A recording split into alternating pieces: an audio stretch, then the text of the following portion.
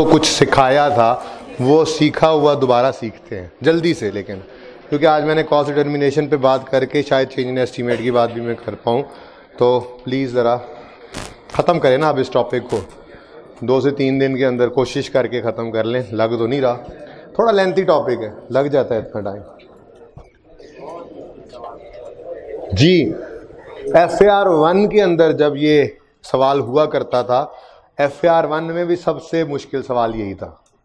तो अब कोई बात नहीं, सबसे मुश्किल काम करवा दूंगा आपको इंशाल्लाह, ठीक है। अब सीख लेंगे, बाकी इंशाल्लाह फिर पेपर में तो उससे कम भी बात होगी ना, ठीक है, ओके।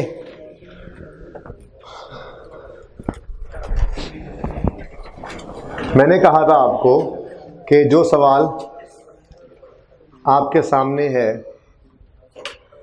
किया हुआ था हमने सवाल, उसमें ओपनिंग डेट क्या थी, ये 6 के अंदर, यकम जुलाई 11, और मैंने कहा कि ये अज्यूम करें कि 5660 गिवन नहीं था।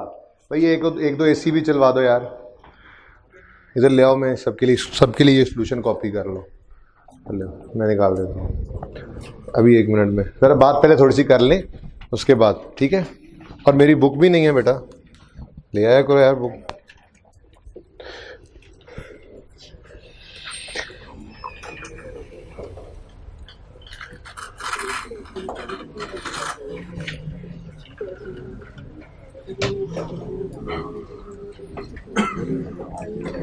भाई साहब को 1-2 एसी तो चलवा दें, बहुत गर्मी हो रही है। चल रहे हैं, 2 ही कर रहे हैं, ये 2 भी चलवा दें, दरवाज़ा भी खोल दें।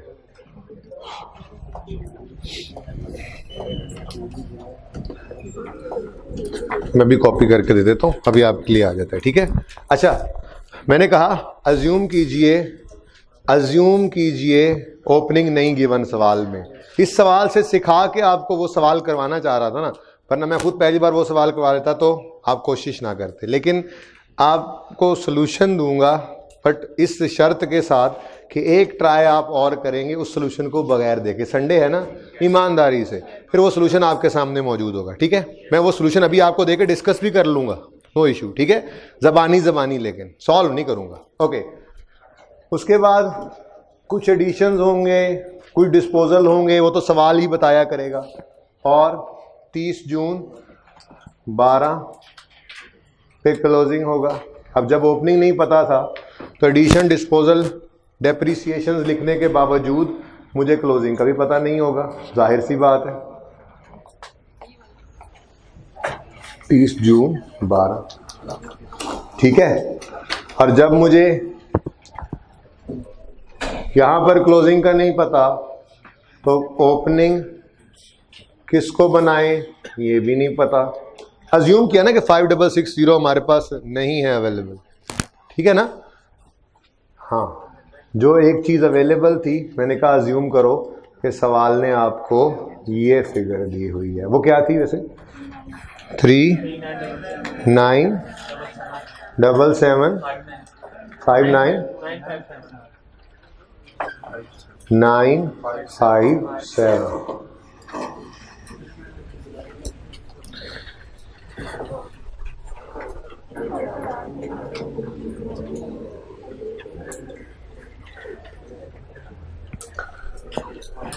ओके।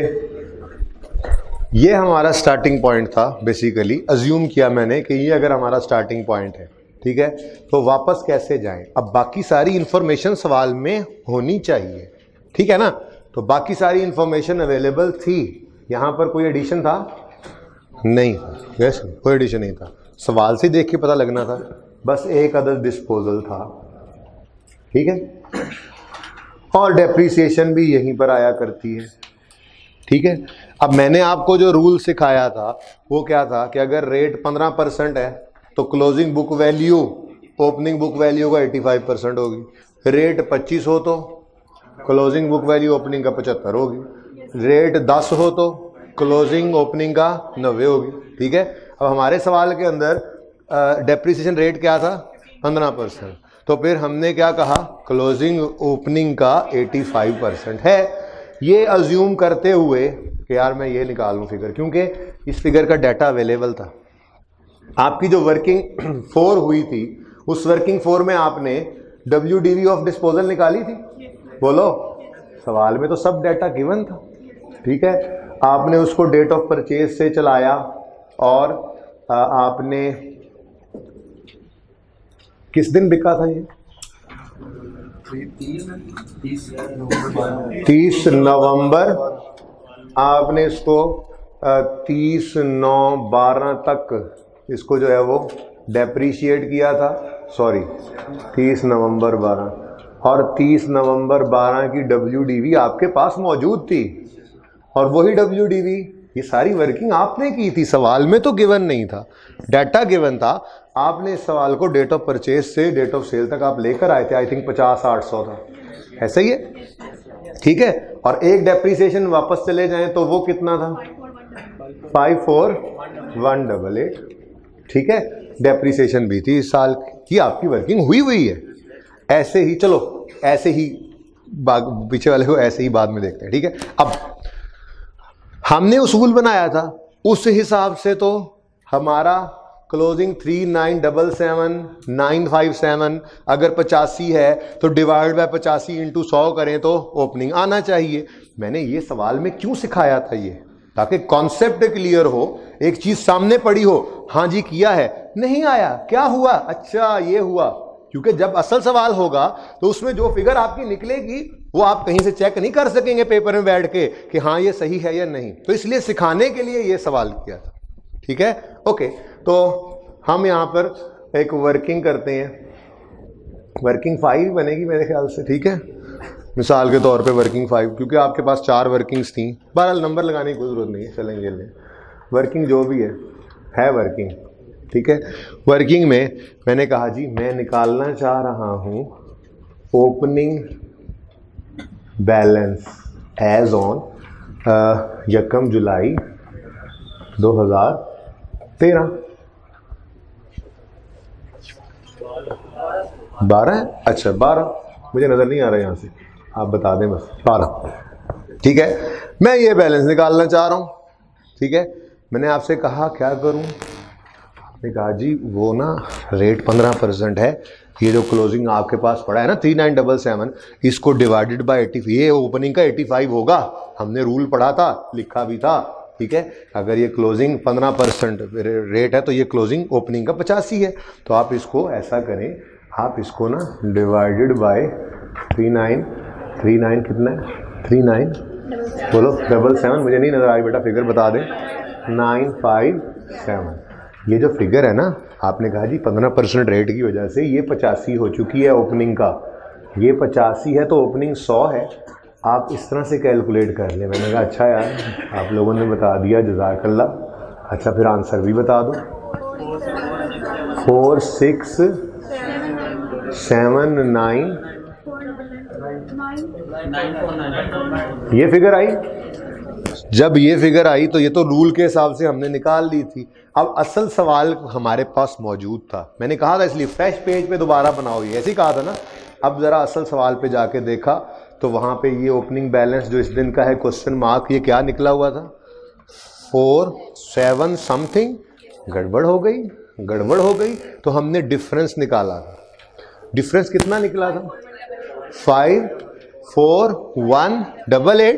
वर्किंग्स में झांका था तो वहां से अंदाजा हुआ था कि ये गड़बड़ इस फिगर की है, और ये फिगर क्या है, ये फिगर 1 जुलाई 12 की WDV है। अब हमने सोचा अच्छा चूंकि ओपनिंग डेट पर ये वाले एसेट्स यहां मौजूद थे, ठीक है, और ये यहाँ पे ये क्रेडिट होने का मतलब क्या है, यहां से निकल गए हैं तो क्लोजिंग में तो नहीं पड़े हुए, तो हमें ख्याल अच्छा इस क्लोजिंग में तो ये डिस्पोज होने वाले एसेट्स नहीं पड़े थे, तो जब इनको यूज करके ओपनिंग निकाला तो उस ओपनिंग में भी एडिशन मौजूद, जब क्लोजिंग में था ही नहीं, तो क्लोजिंग में 85 नहीं था तो उससे 100 भी नहीं बना, वो सिरे से था ही नहीं, वो सिरे से इनमें था ही नहीं। तो फिर हमने कहा ये ओपनिंग तो निकला है, ये ओपनिंग बैलेंस तो है, लेकिन इस ओपनिंग बैलेंस में डिस्पोजल नहीं है, ये बल्कि एक्सक्लूडिंग ना ज़रा कंफ्यूजिंग होता है, मैं ज़रा यूँ लिख देता हूँ, ओपनिंग बैलेंस है but with out disposal, with out disposal. भाई बात समझ रहे हो, ये विदाउट डिस्पोजल निकला है, ठीक है। तो फिर कोई मसला नहीं है, ये ओपनिंग आ गया डिस्पोजल के बगैर वाला। अब हम डिस्पोजल को उठा के इसमें ऐड कर लेते हैं, क्या ख्याल है, ठीक है। तो हमने फिर यहां पर लिखा था ऐड। अब ओपनिंग चाहिए ना, ओपनिंग बोलो। तो डिस्पोजल भी, ये डिस्पोजल जो इस दिन 50,800 नजर आ रहा है, जो डिस्पोजल इस दिन 50,800 नजर आ रहा है, ये क्या इस दिन भी 50,800 था? नहीं, ये इस दिन 54,188 था। तो हमने यहां पर ऐड किया ओपनिंग बैलेंस ही, किसका? जो नहीं है ओपनिंग बैलेंस, बल्कि मैं यूं ना कह दूं इसको, ओपनिंग WDV चाहिए मुझे, और ज्यादा बेहतर हो जाए बात। बैलेंस से तो कंफ्यूज हो जाएंगे। Opening book value without disposal निकली। अब हम ऐड क्या कर लेते हैं? Opening book value of disposal. और ये हमें मिली कहां से? Working for. भाई जाहिर सी बात है, अगर ओपनिंग मिस करेगा तो ये डिटेल तो देगा तो हम ओपनिंग पे जा सकेंगे ना, वरना नहीं है तो नहीं है। ये अज्यूम ना कर लेना कि सवाल में डाटा होगा। आपको ये सवाल दिया था उसमें डाटा गिवन था, ढूंढने की बात थी बस, ठीक है। ओके, नाउ हमने ऐड किया, कितना बनता है ये? 54188। जब इसको ऐड किया तो टोटल क्या आ गया? 4734,137। अब चेक करो जाके अपने असल सवाल में, यही फिगर थी। तो इसलिए मैंने उस रूल में आपको ये बात ऐड करवाई थी कि वो जो मैंने रूल लिखवाया था कि closing book value is equal to 85% of opening book value if rate is 15% and there is no disposal. बल्कि आप लिख ही लो, पता तो चल ही गया है, देयर इज नो एडिशन और डिस्पोजल, क्योंकि पिछले सवाल में एडिशन ने भी मुसीबत डाली थी, ठीक है। अब इधर देखें, ये मैंने वर्किंग के अंदर कैलकुलेट किया है, वो सामने वर्किंग में। ये सवाल में गिवन नहीं था, मैं तो कह रहा हूं गिवन नहीं था। मैं कोई यहां से चल रहा हूं, मैं तो यहां से चल रहा हूं आपके सामने। ये इंफॉर्मेशन थी सवाल में सारी वर्किंग की, और ये अपने रूल से क्लोजिंग से ओपनिंग बनाया है। और समझ आ रही है कुछ? अच्छा जी, ये जल्दी बात हुई थी ना कल, लेकिन जरा चाह रहा था कि घर जाके खपे थोड़ा सा इस पे जी। 434,137। वो याज किधर है भाई? किसी को जानता है उसको? एजाज घर गया हुआ है बस, इधर बुक वैल्यू, इधर रिवर्स वर्किंग हो गई है। बहरहाल जी, अब वैसे तो आप वर्किंग करना चाहें ना, सुने इधर, तो आप ऑन ओपनिंग, एडिशन है कोई नहीं, on opening on disposal expense निकाल सकते हैं, बैलेंसिंग भी निकाल सकते हैं। दोनों का आंसर तो सेम ही होना है। और भाई दोनों का आंसर सेम ही होना है, ठीक है। चेक कर लो, आपने ओपनिंग ऑन ओपनिंग में क्या करोगे? इस पे 15% लगाओगे, बोलो। फिर ये गिवन है, और गिवन मतलब आपकी वर्किंग में तो गिवन है ना, यहाँ पे डेप्रिसिएशन, ठीक है। इन दोनों को ऐड करोगे तो डेप्रिसिएशन बनती है ना, बैलेंसिंग फिगर भी वही बननी है, बनती ही वही है। तो ठीक है, जो मर्जी निकाल लो। अब बैलेंसिंग निकाल लो, कितना? 705। बेटा ये बात समझ आई है? ये मैंने बैलेंसिंग लिखा है, चलो एक दफा कर लेते हैं, आज पहली दफा है ना, कर लेते हैं। लेट्स से मैं डेप्रिसिएशन की भी वर्किंग करता हूं, मैं टाइम जाया करता हूं अपना पर्चे के अंदर। मैं कहूंगा ऑन ओपनिंग, मेथड कौन सा है? WDV। तो ओपनिंग एसेट्स मौजूद है 4734,137 मौजूद है, इंटू 15%। जी बताओ, इस पे तो कोई फ्रैक्शन नहीं ना लगना? 1005। अच्छा डिस्पोजल है, sorry, on opening excluding disposal 54,188 into 15%। जी 70,192।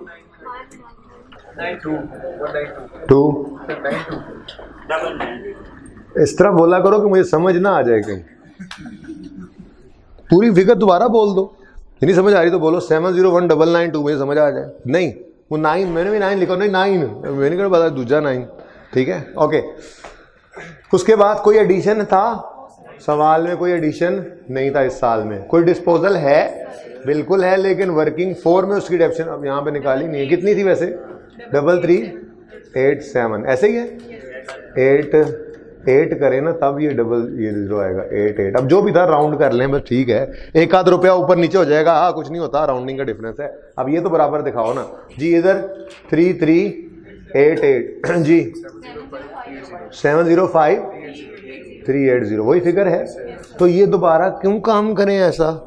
अगर ऐसा पर्चा हो, सवाल ऐसा सवाल हो पर्चे में, क्लोजिंग गिवन था, ओपनिंग हमने निकाला, खूब सोच समझ के निकाला, अभी एडिशन समेत भी देख लेते हैं, डिस्पोजल की वर्किंग की हुई थी, तो ये कर ले या बैलेंसिंग निकालें, आंसर दोनों का सेम होना है, तो पर्चे में वक्त बचा लेना। उसने अकाउंट मांगा है, उसने कौन सा कहा डेबिशन की एक्सपेंस की वर्किंग करके दो, मैं जो सवाल का सोल्यूशन दूंगा उसमें वर्किंग हुई होगी, पर आपने क्या करना है, आपने ये स्किप कर देनी है। और आपने सारा सवाल करने के बाद, कि मैं बता रहा हूं आपको सोल्यूशन में आपके लिए कॉपी करवाता हूं, उसमें डेबिशन एक्सपेंस भी कैलकुलेट किया होगा उन्होंने।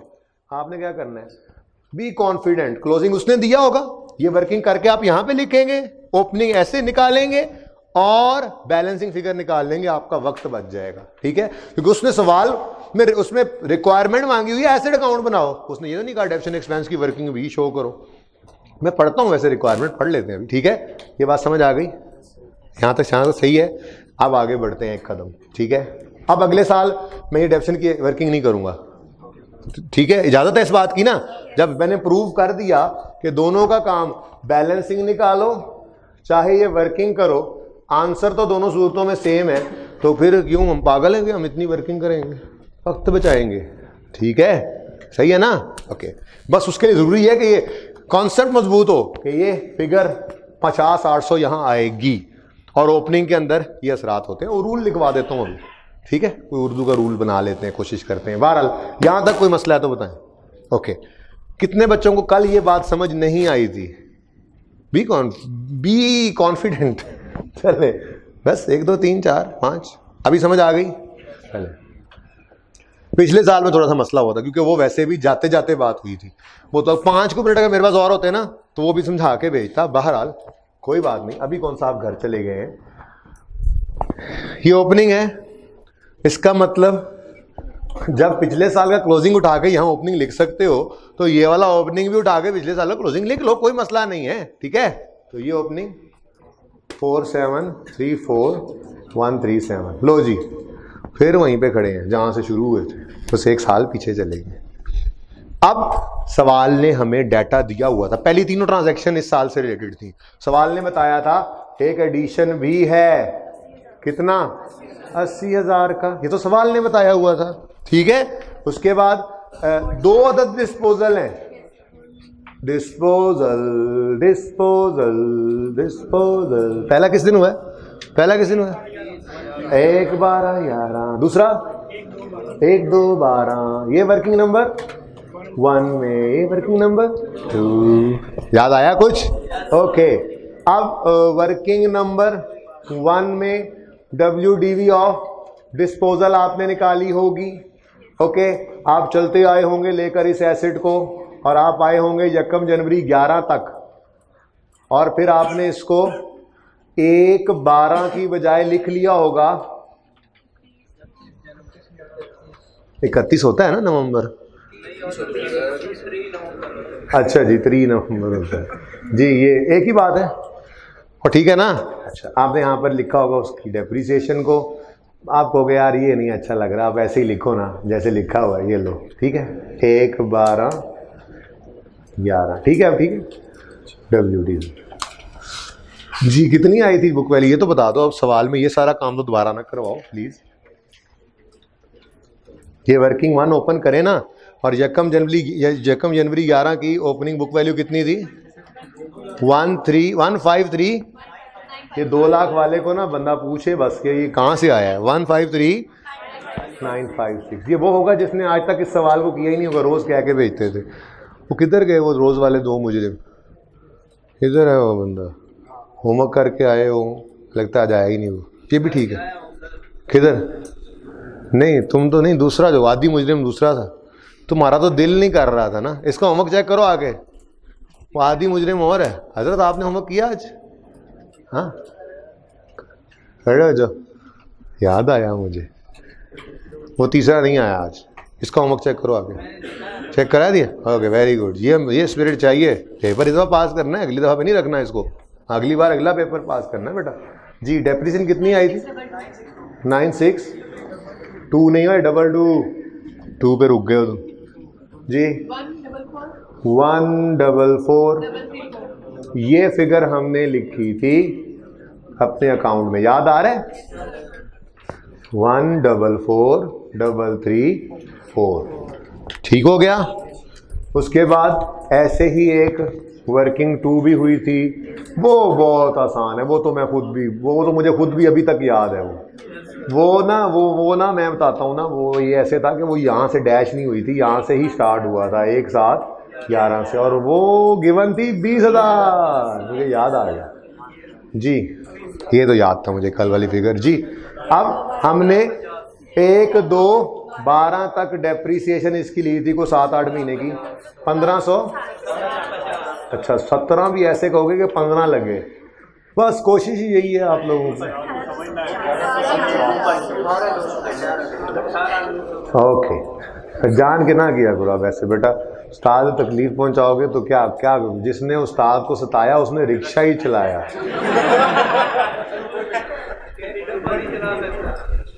नहीं, रिक्शों के पीछे लिखा हुआ है जिसने उस्ताद को सताया, माँ बाप भी लिखा होता है, उस्ताद भी माँ बाप की तरह ही होता है, कहानी वालदैन और असल वालदैन। तो जिसने उस्ताद को सताया उसने भी रिक्शा ही चलाया, ऊबर बेशक चला लोगे पर चलाओगे यही। ओके ओके, अब आते हैं वापस, हम क्लोजिंग पे मौजूद हैं, ये भी लिख लो। ये डाटा हमें गिवन था 18,000। अब मसला ये है ना, मसला ये है कि ये बुक वैल्यू पे एसेट का अकाउंट बन रहा है, तो ये बुक वैल्यू पे है तो 30 जून, हाँ वरना कहने लगे थे बैलेंसिंग कर लो, कहने लगे थे कुछ बच्चे भाई 2 क्वेश्चन मार्क है तो बैलेंसिंग नहीं निकल सकता। आप कहोगे एक्सपेंस निकाल लो, भाई ओपनिंग होगा तो एक्सपेंस निकालेंगे, सबसे पहले तो ओपनिंग चाहिए, तो फिर ओपनिंग ही चाहिए और कुछ नहीं, ओपनिंग ही चाहिए। अब ओपनिंग निकलने लगा है और फिर वही काम, वर्किंग अगेन वर्किंग, ये वर्किंग 5 चलो कर ही लो, इसको वर्किंग 6 कह लेते, ठीक है। अब हमें अब क्या चाहिए, ओपनिंग बुक वैल्यू है एज ऑन 1/7/11, वाह भाई वाह, ओके जी। अब ओपनिंग बुक वैल्यू जब हमने निकालनी है इस फिगर को यूज कर, नाम है भला इस फिगर का 4734,137, जब इस फिगर को यूज करेंगे और इसको यूज करके डिवाइड बाय 85 इंटू 100 करेंगे, और जो भी फिगर आनी है पहले लिख लो, करते हैं वहां पे भी पहुंचते हैं कि जहां पे गड़बड़ होनी है, वो समझाने के लिए तरतीब से चलो जी। बताओ 4, अच्छा 556957 ये फिगर आ जाएगी, तो हमें ख्याल आएगा ओहो इस क्लोजिंग में आते आते तो ये दोनों बेचारे डिस्पोजल तो निकल गए हैं, लाइक हेयर ऑल्सो हेयर, निकल गए हैं क्लोजिंग, ठीक है। तो क्या करोगे आप, कहोगे ये जो है ना, ये ओपनिंग जो है ये विद आउट डिस्पोजल है, हमने कहा अच्छा हम ऐड कर लेंगे किसको, डिस्पोजल को, लेकिन डिस्पोजल की ओपनिंग डेट में फिगर अगर ओपनिंग डेट वाली चाहिए तो ओपनिंग ऐड करोगे ना, तो opening book value of disposal, अब 2 है तो 2 की ऐड कर लो भाई, कोई मसला नहीं है, ठीक है। पहले की ओपनिंग बुक वैल्यू है 153,956, ये वर्किंग नंबर 1 से आई फिगर प्लस 20,000, वर्किंग का रेफरेंस दो या ना दो सवाल में भी गिवन था ये तो वैसे, ठीक है।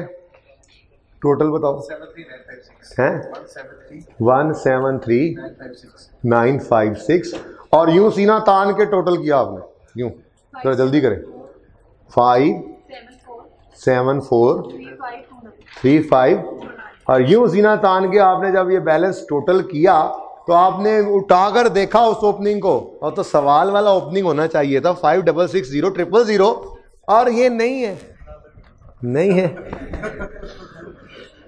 तो जैसे उस्ताद कभी कभी भूल जाए मेरी तरह का, तो वो फिर क्या कहता है, देखा गलत आया, मैं भी यही कह रहा था, ठीक है। तो बहरहाल मैं ये नहीं कह रहा था, ठीक है। फर्क निकालो जरा दोनों में फर्क। ये पहली बार सिखा रहा हूं ना, क्योंकि जो सवाल आपको होमवर्क दिया था, जो आज फिर होमवर्क में जा रहा है विद सोल्यूशन, चलो सोल्यूशन दे दूंगा, विद सोल्यूशन होमवर्क में जा रहा है, उसमें आपको असल वाली चीज सोल्यूशन में मिलेगी, जो फेल होने वाले बच्चे देखते हैं साथ साथ।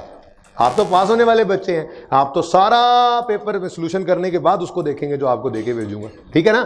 तो वैसे इसीलिए सिखा रहा हूं, यहां पे फर्क निकालो। 5 6 6 0 यही था ना असल लफ्ज, असल अल्फाज ये थे, असल फिगर ये थी जी। क्या अजीब सी फिगर, ये तो मिलेगी ही नहीं। अब यहां कॉन्सेप्ट अप्लाई होना है सही, जिसका मजबूत कॉन्सेप्ट था। इतने दिनों से ये फिक्स एसिड का टॉपिक करवाते करवाते एंड पे इसको ऐसे ही नहीं लाया था। पहले दिन करवाता था ये वाला सवाल, पहले दिन, अगले दिन बच्चे ने क्लास ही नहीं से आना, रहने दो जी, कोई नहीं, हो नहीं सकता ये। Accounting is no more are problem, okay, RIP, okay. अब सुनो, ये तो बिल्कुल सही किया आपने, इसमें तो कोई शक नहीं है, ये तो प्रूवन है, ये तो प्रूवन है, ये काम तो करना था, ये काम सही किया। द प्रॉब्लम इज कि आपने ये 4734 जो यूज करके ओपनिंग बनाया है, इसमें ये भाई साहब भी शामिल हो गए हैं। जैसे ये वाली चीजें यहां से आते निकल चुकी थी, ये आते आते यहां पे ऐड भी तो हो गया। अब क्या ये एडिशन ओपनिंग में होता है? एडिशन ओपनिंग में, जब ओपनिंग में नहीं होता तो हम फिर फिगर निकालें और उसमें उसका असर चला जाए, क्या ये मुनासिब है? नहीं। तो हम पहले क्लोजिंग को किया करेंगे पाक, क्या किया करेंगे? पाक साफ, ये पाक पाक पाकिस्तान, सेफ गार्ड किया करेंगे इसको, ठीक है। ये गलत क्यों है भाई? ये वैसे गलत नहीं है, बेसिकली हम क्लोजिंग बैलेंस से ओपनिंग निकालना चाह रहे हैं। ओपनिंग में एडिशन नहीं पड़ा होता, इस क्लोजिंग में एडिशन के असरात पड़े हैं। मुकम्मल 80 ना सही, 9000 डेप्रिसिएशन में निकल गए होंगे, 9000 ही था ना, 71 तो फिर भी इसमें पड़ा हुआ है अभी उसका। अब अगर वो 71 इसमें पड़े ही इसको हम ग्रॉस अप करें तो वो 71 भी ग्रॉस अप हो जाता है और ओपनिंग फिगर में आने लग जाता है, जिसकी वजह से ये फिगर गलत हो जाती है। तो फिर हम यहाँ पर सबसे पहला काम क्या किया करेंगे, इसको मैं यूँ लिख लेता हूँ, एडजस्टेड। चलो ये क्या करना है जी, इसको करना है एडजस्ट फॉर एडिशन इम्पैक्ट। ये एडजस्ट फॉर एडिशन क्या मतलब? हम कह रहे हैं जी क्लोजिंग जो है, क्लोजिंग इंक्लूडिंग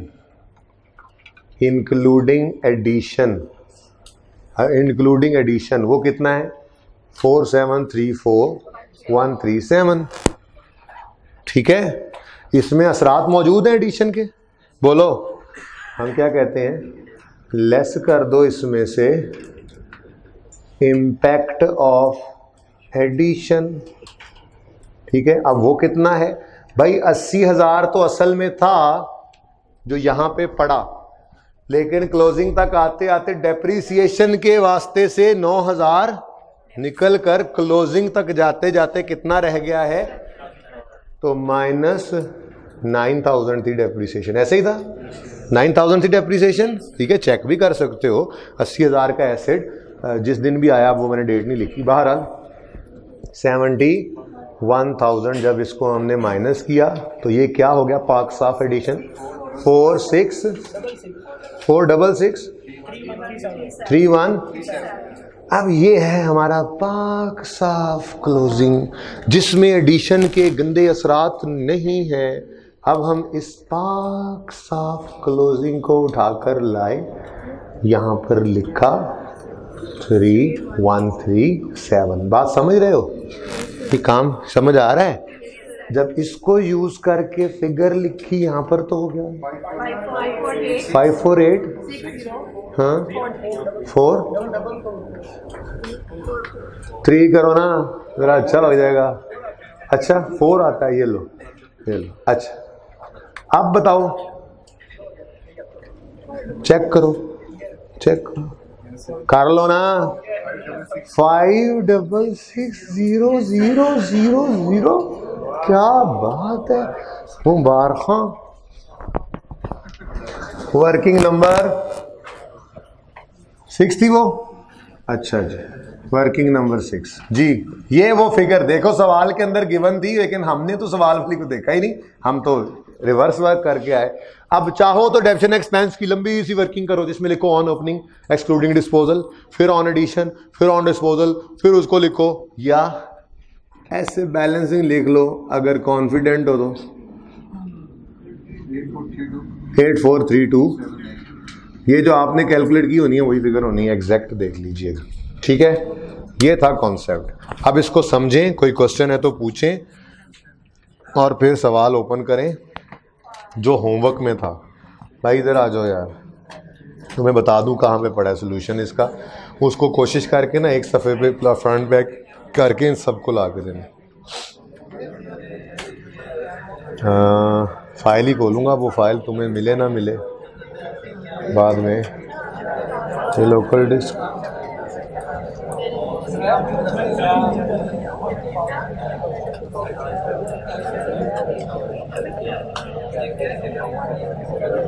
ये है बुक्स नहीं पड़ी हुई यहाँ पे, FR1 की ना बुक का सवाल है। सरुमैर शिराज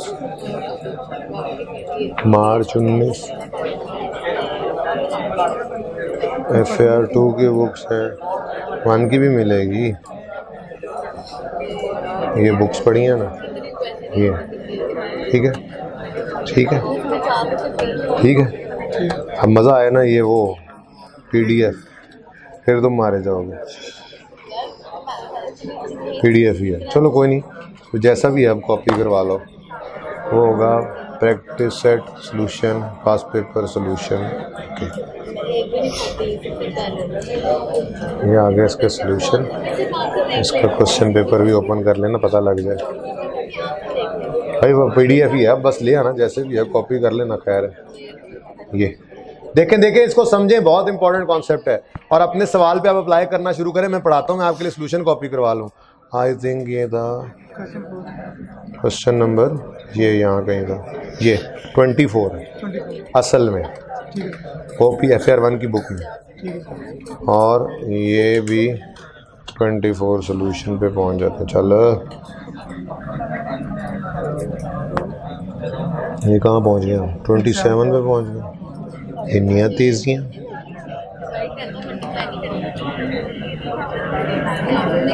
ये 24 है, ठीक है, यहाँ से शुरू हो रहा है। ये 2 पेजेस पे आ जाएगा, आधा उस पे सब पीछे। ये 23 है, आ गया 23, अच्छा आगे नहीं, ये 23 से आगे 24। ये है, ये ठीक हो गया। नहीं ये इसका आंसर नहीं चाहिए मुझे, तो ये चाहिए जो अब उनको दिया हुआ है। नाम क्या है इसका वाला सवाल का? MJ एंटरप्राइजेज है, असफार एंड कंपनी। ये 23 है ये वाला, ये 23 का सोल्यूशन। हाँ ये यहाँ से शुरू हो रहा है, ठीक है। ये करना कोशिश करके, ताकि बच्चों को कम से कम वो कैरी करना पड़ता है। ये मेरे ख्याल में 200 पे आ जाएगा फ्रंट बैग, ठीक है ना। ये ला के दे दो इनको, कर तो ये खुद ही लेंगे, ठीक है। करना है फ्रंट बैग एक सफ़े पे जल्दी से। ये क्या है? ये वो जो सब आपने कहा था कि रख लो कॉपी करवानी। तो उतों क्यों इतना फर्क छड़े है, बरकत ली जल्दी ना किया करो, जाओ स्कूल से ये भी सही करके लाना, स्कूल वाला। ओके क्वेश्चन हम ओपन करें, सोल्यूशन इज कमिंग।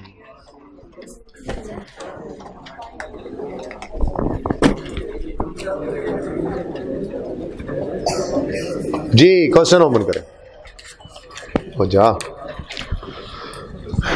क्वेश्चन 5, ये बज़ाहिर छोटा सा नजर आने वाला क्वेश्चन, क्यों नहीं होमवर्क कर रहे तुम?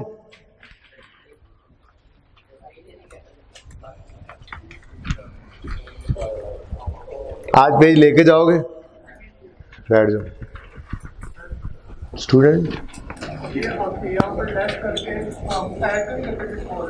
किसमें? मैंने ये ओपनिंग निकाला है ना, किसको लेस करने के बाद? यार फिगर दसो ना केड़ी लेस करके। ये ओपनिंग है तो क्लोजिंग है, ये क्लोजिंग है, इससे ओपनिंग निकला है, लेकिन ये क्लोजिंग वो तो नहीं है जो लेजर में नजर आ रहा है। इसमें से हमने एडिशन के असर को निकाला है, क्यों? हाँ सही है, आगे बढ़ो।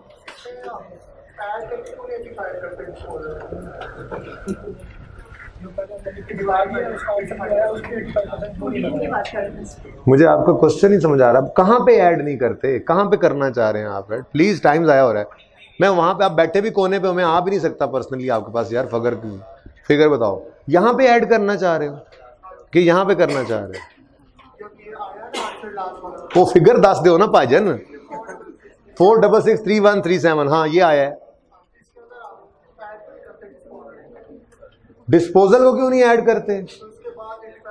क्लोजिंग डेट पे वो थे ही नहीं, इसमें तो पड़े ही नहीं है, तो कैसे ऐड करोगे?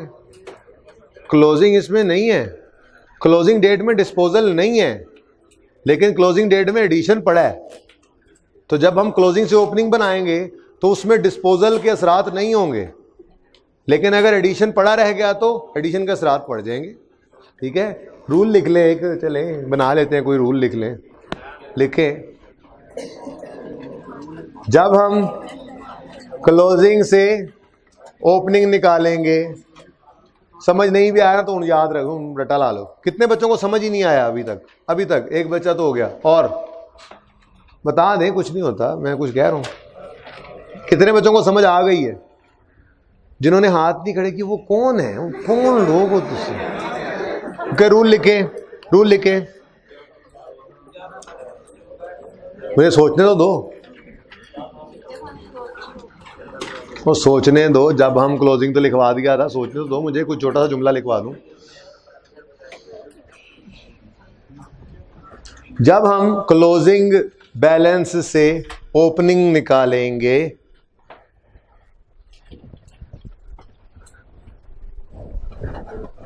तो पहले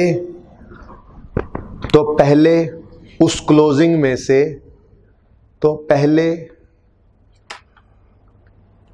पहले उस क्लोजिंग में से एडिशन की क्लोजिंग बुक वैल्यू माइनस कर देंगे। तो पहले उस क्लोजिंग में से एडिशन की क्लोजिंग बुक वैल्यू माइनस कर देंगे। चेक करो, डेरा गाजी खान का बच्चा मुझे बता रहा है अब माइनस होता है। अच्छा जी, मैंने ये उसूल लिखवाया अभी, सुने थोड़ा सा डेमो, बाकी बात लिखनी नहीं है, बाकी सिर्फ सुने। मैंने कहा जी, जब भी हम क्लोजिंग बैलेंस से ओपनिंग निकालेंगे तो पहले उस क्लोजिंग में से एडिशन की क्लोजिंग बुक, क्लोजिंग लिख, एडिशन की क्लोजिंग बुक वैल्यू माइनस कर देंगे। यहां पे वजह सुन लो, आगे लिखना कुछ नहीं है, वजह सुनो भाई। हमने ओपनिंग पे जाना है, ओपनिंग में एडिशन नहीं था। ओपनिंग में एडिशन होता है? नहीं। क्लोजिंग में एडिशन पड़ा है। अब अगर आप इस क्लोजिंग में जिसमें एडिशन के असरात पड़े हैं, क्लोजिंग बुक वैल्यू उसकी तो बड़ी है ना एडिशन की, वो उसके समेत हमने ग्रॉस अप कर लिया, तो जो ओपनिंग होगा उसमें भी एडिशन के असरात पड़े होंगे, जबकि ओपनिंग में तो एडिशन होता ही नहीं है। तो पहला क्या काम किया हमने? क्लोजिंग से ओपनिंग बनाने के लिए सबसे पहले उस क्लोजिंग में से अगर कोई एडिशन था तो उसकी क्लोजिंग बुक वैल्यू को माइनस किया। दूसरे साल में क्यों नहीं करना पड़ा? दूसरे साल में कोई एडिशन था ही नहीं। ठीक है, अच्छा अब ये हो गया काम। तो मैंने आपको लिखवाया, जब हम क्लोजिंग बैलेंस से क्लोजिंग बुक वैल्यू से ओपनिंग बुक वैल्यू निकालेंगे तो पहले इस क्लोजिंग बैलेंस से एडिशन की, यार तू पता नहीं की लिखे हुआ है, जो मैं लिखवाया वो भी नहीं लिखा सही तरह, दिखा दो यार कोई बंदा ये रूल जो मैंने लिखवाया दोबारा मैं जी। जब हम क्लोजिंग बैलेंस से ओपनिंग निकालेंगे तो पहले उस क्लोजिंग में से एडिशन की क्लोजिंग बुक वैल्यू माइनस कर देंगे। यहां तक बात सही हो गई?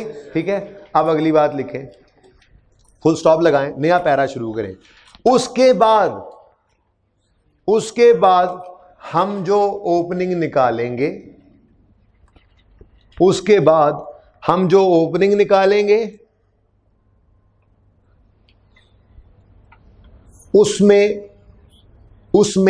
डिस्पोजल्स की ओपनिंग बुक वैल्यू ऐड कर देंगे। रूल लिखो, समझने वाली बात यहां नहीं लिखते होते, यहां तो सिर्फ रूल लिख रहे हैं ताकि पेपर के लिए याद रहे, ठीक है। उसके बाद हम जो ओपनिंग निकालेंगे उसमें डिस्पोजल की ओपनिंग बुक वैल्यू ऐड कर देंगे। उसके बाद हम जो ओपनिंग निकालेंगे उसमें डिस्पोजल की बुक वैल्यू ऐड कर देंगे। अब इधर सुन लो क्यों ये किया, सुन भी लो ना। अब क्लोजिंग में से एडिशन का असर निकल गया, ठीक है। अब क्लोजिंग पाक साफ है। जब इससे ओपनिंग बनाया तो एडिशन तो निकाला था हमने, डिस्पोजल तो एंट्री नहीं निकाला हुआ है पहले से। क्लोजिंग तक आते आते डिस्पोजल बेचारा तो आता ही नहीं है, वो तो पहले ही निकल जाता है। अब जब बगैर डिस्पोजल वाले क्लोजिंग से ओपनिंग बनाया तो ओपनिंग के अंदर उसका असर आया ही नहीं, हालांकि ओपनिंग डेट पे डिस्पोजल पड़ा था। तो फिर हमें क्या करना पड़ा, उसको ऐड करना पड़ा, ठीक है। तो ये जो दूसरी वर्किंग की है ना, वर्किंग 6, ये मैक्सिमम है। इसको उर्दू में मैंने उसूल के तौर पे लिखवा दिया। अगर अभी भी किसी को समझ नहीं आ रही ना तो वो इस उसूल को अब याद कर ले, अब मैं और कुछ नहीं कर सकता उसके लिए, ठीक है। तो क्या करेंगे जी, क्या करेंगे हम, सबसे पहले क्लोजिंग से ओपनिंग निकालना है तो सबसे पहले क्लोजिंग में से ओपनिंग, क्लोजिंग में से एडिशन की क्लोजिंग बुक वैल्यू माइनस कर देंगे। अब ये क्लोजिंग पाक साफ हो गया। अब इससे ओपनिंग बना लेंगे। अब ओपनिंग तो बन जाएगा लेकिन उसमें डिस्पोजल के असरात नहीं होंगे क्योंकि क्लोजिंग में वो थे नहीं। तो फिर उसमें क्या कर देंगे, opening WDV of disposal add कर देंगे। Is it clear. अब आए क्वेश्चन को पढ़ते हैं, सिचुएशन पे पहुंचाते हैं कि यही सिचुएशन बन रही है। Question number 5, again this is your homework. Photocopy हो रही है सोल्यूशन की, उससे परेशान ना हो, फोटोकॉपी। लेकिन पास होने वाले बच्चे एक ट्राई और करेंगे। मैंने आज बड़ी तफसील से बात कर दी है, मुझे उम्मीद है आप इंशाल्लाह कर लेंगे सोल्यूशन देखे बगैर। एटलीस्ट 80-90% तो कर ही लेंगे, कोई एक दो गलती हो जाती है। नंबर देखो इस सवाल के, 22 नंबर का आया हुआ सवाल। अगर रिवर्स वर्किंग की तरफ गया तो हैवी क्वेश्चन हो जाएगा। तो आप प्रैक्टिस करो, मेरे पास और प्रैक्टिस नहीं है इसकी। हाईवेयर 1 में भी यही मुश्किल सवाल था, बिल्कुल टेस्ट में एक आधा देंगे कोशिश करके, लेकिन ये अच्छे लेवल के क्वेश्चन थे। तो इसलिए एक था, एक को खुद बना लिया ताकि ये जो है इसका सलूशन आपको दे दूंगा। अब सब सेम है, इवन भाई अटेम्प्ट ऑटम 13 और ऑटम 11, 2 साल का फर्क है। लेकिन इसमें आप देखोगे इतनी ज्यादा रिजेम्बलेंस है कि आपको इवन वर्किंग का फॉर्मेट भी नहीं छेड़ना पड़ेगा। इसी वजह से मैंने ये दोनों क्वेश्चन इकट्ठे रखे। गलती ये हो गई कि इसको 6 बना दिया, उसको 5, उसको 5 रखता और 6 रखता तो शायद आपको ज्यादा अच्छा लगता। बहरहाल क्या रिक्वायर्ड है जरा पढ़ो। मशीनरी अकाउंट कह रहा है, डिस्पोजल तो बना ही लोगे ना, उसमें तो मसला नहीं है। मशीनरी अकाउंट, और भाई एक्यूमुलेशन का कहीं डाटा शाटा गिवन नहीं है, बुक वैल्यू पे ही बनना था ये, ठीक है। अब देखो वो कह रहा है मशीनरी अकाउंट बनाओ फ्रॉम 1 जुलाई 9 टू 30 जून 11। सबकी तवज्जो चाहिए, 1 जुलाई 9 ऐसे ही है। इसका इसमें ओपनिंग आएगा, ठीक है। फिर 30 जून 10 आएगा, ये क्लोजिंग आएगा, ठीक है। फिर 1 जुलाई 10 होगा, ठीक है। यहां पर ओपनिंग आएगा। फिर 30 जून 11 पर रिक्वायर तो उसने ये किया है। क्या सब मुत्तफिक हैं इस बात से? ये रिक्वायरमेंट पढ़ें, रिक्वायरमेंट यही है, ओके। अब डिस्पोजल अकाउंट भी है, जो डिस्पोजल जितने होंगे आप बना लेंगे, उसमें कोई इशू नहीं। यहां पे भी बनाए थे हमने, वहां पे भी आप बना लेंगे, वो कोई इशू नहीं है, वो कोई क्वेश्चन नहीं है। जब सब पता होगा, वर्किंग हुई पड़ी हो डिस्पोजल अकाउंट, तो आप 1 मिनट में बना लेते हैं, ठीक है। अब सवाल के स्टार्ट में है, the WDV of plant and machinery of Azfar and company as at 30 June 11 is 831,100। This is the problem. ये गिवन है। नीचे वाले सवाल में देखो 5660 गिवन था। भाई मैंने कुछ नहीं किया, मैं कल लड़ाई करने आ जी। 56 नहीं बह जाए 5660 गिवन था, ओपनिंग गिवन था, क्लोजिंग तक आए थे। आज उसने रिक्वायर ये 2 साल की अकाउंट को किया है और डाटा कौन सा दे रहा है? प्रॉब्लम समझे हो? सेम सिचुएशन बनाई है मैंने उसकी तरह से, सवाल में बिल्कुल आप देखेंगे नंबर ऑफ एडिशन डिस्पोजल भी सेम है और सवाल दो मुख्तलिफ है, दोनों आई कैप के हैं, मुख्तलिफ अटेम्प्ट्स में आए हुए हैं। ठीक है, आगे बढ़ो। आगे कहता है on 1 July 7 second hand machinery was purchase. इससे परेशान ना हो, अभी बस अगली बात ही कॉस्ट डिटर्मिनेशन है, बी रिलैक्स ना हो। ठीक है, अभी वही बात होने लगी है इंशाल्लाह। The WDV of plant, sorry, on 1 जुलाई 7, ये तो कोई पुरानी बात कर रहा है। Second hand machinery was purchased for 3 lakh, an amount of 2 lakh was spent on it's overhauling before use. वो को पुरानी मशीनरी खरीद के ओवरऑल किए बगैर यूज नहीं हो सकती थी, तो बहरहाल इसको ये तो भी पढ़ना ही है, कॉस्ट डिटर्मिनेशन। अगर इनिशियल तो 3 और सवाल होमवर्क में चले जाएंगे इंशाल्लाह, पहले 3, और सब्सिक्वेंट की बात ना हुई तो ये स्टिल आपके जहन में रह जाएगा कि मैंने 3 जमा 2 5 क्यों कहा है। बट इस सवाल के साथ अभी फिलहाल लिखें कितनी है कॉस्ट, ओवरऑलिंग के बगैर वो नहीं पुरानी मशीन चल सकती थी ना, तो हमें 3 में नहीं 5 में पड़ी है। ठीक है, तो 5 लाख क्या है कॉस्ट, सही है। अब 1 जुलाई 7 को हमने एक मशीन खरीदी थी 5 लाख की, 200 जी अदा की करना है इस अकाउंट से, इसका तो कुछ नहीं करना, दिस वॉज इररेलेवेंट फिलहाल तक तो हमारे 7 की एंट्री है ना, तो 7 में एडिशन किया होगा कितने का, 5 लाख का। कितने का, 5 लाख का। ये तो लिख लिया ना, कॉस्ट 5 लाख है, 3 लाख नहीं है, 2 लाख नहीं है, 5 लाख है। ओके, ये बता दूंगा मैं। ठीक है, 7 में किया होगा। आगे बढ़ो, कहता है दूसरे पॉइंट में, on 1 January 8 machinery costing 250 was purchase. ओ पागल तो नहीं हो गया भाई, क्या करी जा रहा है? ओ हमारा 2009 का ये तुम क्या कर रहे हैं यार? तुम सवाल को कह रहे हो, आप क्या कर रहा है? तो पहली दोनों एडजस्टमेंट में तूने वो वाली एडजस्टमेंट दी है जो ऊपर की है, मतलब हमारे अकाउंट में आ ही नहीं रही, अब परेशानी बढ़ती जा रही है। Point number 3, the machinery purchased on 1 July 7 became पुरानी and was sold for 1 lakh on 1 जनवरी 10। आ गई बात, ये बड़ी मुसीबत थी भाई, तू कठे लिख दे। बहरहाल on the same date new machinery was purchase at a cost of 600। जी, ये एक्सचेंज की ट्रांजैक्शन है, समझाया था एक्सचेंज वर्सेस रिप्लेस, और कहा था एक दिन आएगा आपको ये काम आएंगी बातें, तो वो दिन आ चुका है। वो दिन शायद पेपर में भी आया हो थोड़ा सा, ठीक है, टर्म टेस्ट में, वो दिन आज फिर आ चुका है। ठीक है, तो टर्म टेस्ट का सॉल्यूशन नहीं मिला अभी तक आपको, दिस वाज ओके। ये आज लेके जाना, इसके बाद कोई क्लास होती है आप लोगों की? नहीं भी होती तो 15 मिनट बैठ जाना, ठीक है ना, फोटोकॉपियर पे भिजवाता हूँ, लेके जाइएगा, जैसा भी हो, प्लस माइनस जैसा भी हो, यानी कि वो कोई अगर अलाइनमेंट शाइनमेंट ना हो, बस ठीक है, सोल्यूशन होगा। ओके, वो मैं आपको भेजता हूँ, फोटोकॉपियर से लेके जाना, क्योंकि आपने वो क्वेश्चन भी आज होमवर्क टिका के आज संडे आप बोर ना हो संडे पे। ओके, सुने, अच्छा सुने, प्लीज प्लीज प्लीज, पता ये लगा कि जो पॉइंट 1 है वो जुड़ा हुआ है पॉइंट 3 के साथ, ठीक है, और पुराना एसेट बिका है, नया खरीदा है, पुराने का सिंपल डिस्पोजल, नए का सिंपल एडिशन। इसको एक्सचेंज ना समझना, एक्सचेंज की ट्रांजैक्शन की निशानी बताई थी, एक्सचेंज अलाउंस से ट्रेडिंग अलाउंस होता है, वो नहीं है, तो ये रिप्लेस है। मैंने कहा था जेब से ये मोबाइल निकाल के दो और वहीं खड़े खड़े फिर जेब में नया मोबाइल रखने के लिए जेब से पूरे पैसे निकाल कर दे दो उसको, तो ये रिप्लेस है, इसको एक्सचेंज नहीं कहेंगे। ट्रेडिंग अलाउंस ना हो तो this is not exchange. Clear है ये बात? अब देखो, पता लगा, क्या पता लगा, 1 जनवरी 10 को एक एडिशन भी है, 1 जनवरी 10 को एक डिस्पोजल भी है।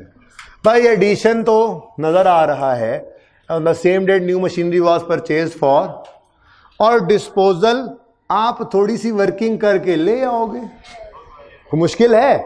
1 जुलाई 7 से 500 को डेप्रीशिएट करते हुए 30 जून 8, 30 जून 9, 30 जून 10 नहीं, 30 जून 9 के बाद 31 दिसंबर 9 तक 2.5 साल हैं, 2.5 साल डेप्रीशिएट करोगे ना। मसला क्या है? मसला है डेप्रिशिएशन मेथड नहीं नजर आ रहा कहीं। हाँ, WD 15% WDV, अच्छा 15% भी वही है, WDV भी वही है, इतनी रिजेंबलेंस है दोनों सवालों में, ठीक है। ओके, तो पहले साल में एक एडिशन है और एक डिस्पोजल है, ये इस तरह से वर्किंग करके निकाल सकते हो, ये बुक वैल्यू, नो इशू, कर लोगे ना। आगे बढ़ो, point number 4, machinery purchase on 1 January 8। अच्छा, तो ये थी बेवकूफ़ी भाई, चलो यार अलग करना ही था तो 1 के बाद 3 को लिख देते, 2 के बाद 4 को लिख देते, खामखा तंग ही करना था। तो 1 रिलेट करता है 3 से, 2 रिलेट करता है 4 से, ठीक है। वो डेट ऑफ परचेज बताने की कोशिश की और कॉस्ट की उसने, बहरहाल क्या कर सकते हैं, मर्जी उसकी। Machinery purchase on 1 January 8 was sold on 30 June 11, 30 June 11 इधर डिस्पोजल। अब वो काम तो आप करोगे ना, ठीक है। कैसे कर लोगे, 1 जनवरी 8 को खरीदा था इसको, 30 जून 8, 30 जून 9, 30 जून 10 तो 30 जून 11, फुल डेप्रिशिएट कर लोगे, यहां तक वर्किंग करोगे, बुक वैल्यू आ जाएगी, ठीक है। हाँ जी, और वो बिकी है at its book value plus 50,000। इसका मतलब क्या, अंडरलाइन करके लिखो, अंडरलाइन करके लिखो। वो कह रहा है on machinery purchase on 1 January 8 was sold on 30 June 11 at its book value plus 50, at its book value 50 plus 50 का मतलब अगर 100 रुपया बुक वैल्यू आ रही थी तो 150 की बिकी है, अगर 50 रुपये बुक वैल्यू आ रही थी तो 100 की बिकी, और अगर 200 रुपये बुक वैल्यू आ रही है तो 250 की बिकी है। जितनी भी बुक वैल्यू निकलेगी ना आपकी इस वर्किंग में, यहां पर उसकी सेल प्रोसीड कितनी है, वो बुक वैल्यू प्लस 50, मतलब 50 का गेन मिलने वाला है आपको इन एनी केस, जो मर्जी कर लो। जितनी भी बुक वैल्यू आनी है उससे 50 रुपये ऊपर ही मिलने हैं, तो 50 का सीधा सीधा गेन ही है ना। एक चीज हमें जितने की हमारे हिसाब से है हमारी किताबों में, उससे 50 रुपये ज्यादा मिलने वाले हैं। बहरहाल जो बुक वैल्यू हो प्लस 50 वो कैश है, ठीक है, ठीक है। तो नीचे लिख लो बुक वैल्यू प्लस 50, वो लिखा ही हुआ है, वैसे वही लिखा हुआ है रहने दो ना लिखो। अस्वार and company provides option on machine at 15% on WDV, no addition और deletion is provided, depreciation on addition और deletion is provided in proportion to the period of use. हम भी तो ऐसे ही करते हैं। लो जी, आसान है सवाल, भूल गया मैं तो ये बात, ये तो आसान है सवाल। क्यों, उस सवाल में यहाँ पर 2 डिस्पोजल थे, यहाँ पे तो 1 है। अब देखो सेम है केस, इस साल के अंदर एडिशन कोई नहीं है, सबकी तवज्जो चाहिए मुझे, इस साल के अंदर एडिशन कोई नहीं है। ये क्लोजिंग से ओपनिंग पे जाते हुए 85 से डिवाइड करके 100 से मल्टीप्लाई करोगे, सही नहीं होना, सही नहीं होना, प्रूव कर चुके हैं, इसलिए इस सवाल से सिखाया था। सही हो ही नहीं सकता क्योंकि इस क्लोजिंग तक आते हैं तो ये निकल चुका है, ये ओपनिंग में पड़ा था।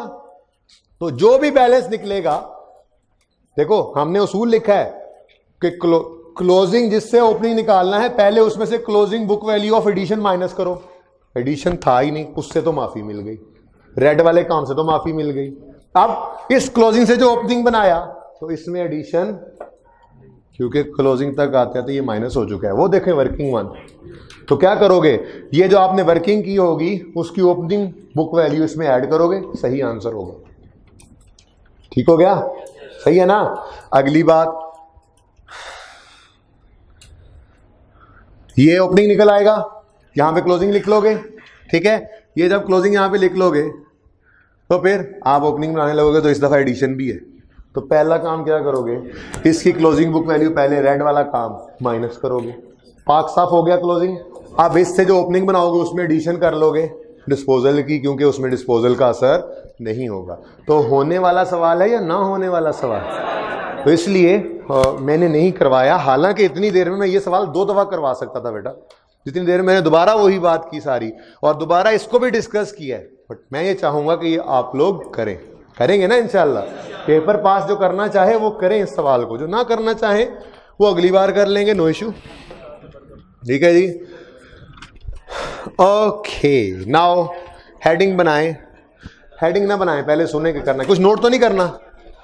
ये वाली साइड नोट कर सकते हैं, ये वाली साइड नोट करने की इजाजत है, ये बिल्कुल नहीं नोट करना। ना होगा बांस ना बजेगी बांसुरी, ये नोट करना तो कर।